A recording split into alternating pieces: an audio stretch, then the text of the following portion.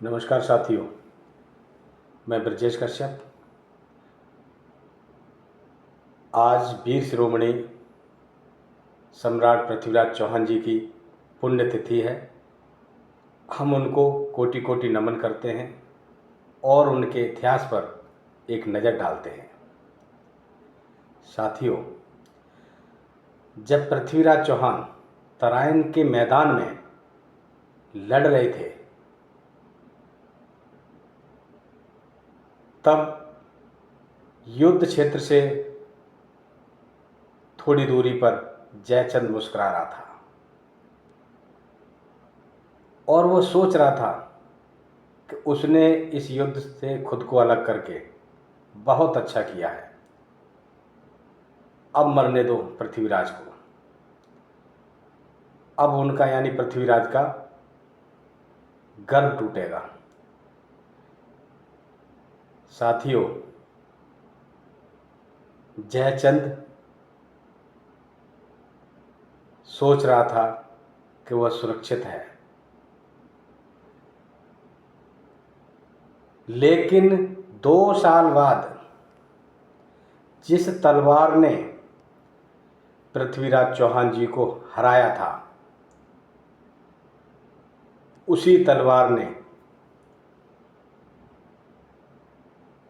जयचंद के सर को काट दिया था,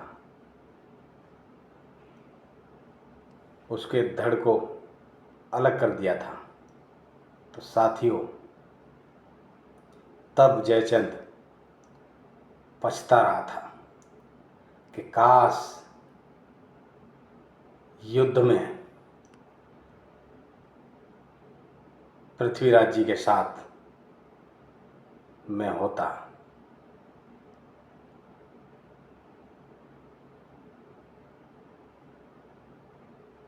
तो मेरे राज्य की मेरी माताएं बहनें और मेरा सुरक्षित होती, मेरा राज्य सुरक्षित होता।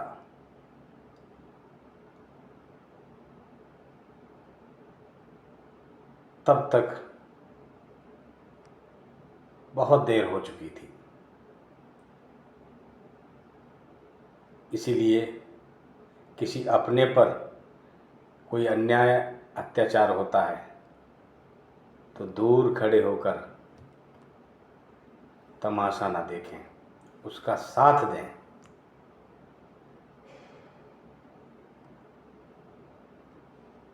किसी बुद्धिजीवी ने कहा है कि यदि आपके पड़ोसी पर या आपके अपनों पर कहीं कोई अन्याय अत्याचार हो रहा है और आपको नींद आती है, यानी नींद का बहाना कर रहे हैं, तो आप ये ना सोचें कि आप सुरक्षित हैं। अगला नंबर आपका होगा, फिर उसको नींद आएगी, यानी वो नींद का बहाना बनाएगा। तो इस तरह से एक दूसरे से ईर्ष्या कर अपना पतन ना करें। बस मैं इतना ही कहना चाहूँगा कि पृथ्वीराज चौहान का एक वो भी साथी था जो साथ शहीद हुआ था इस देश के लिए। पृथ्वीराज चौहान जी के साथ में अपने प्राण न्यौछावर किए थे। आज वो दोहा जन जन की जुबान पर रखा हुआ है।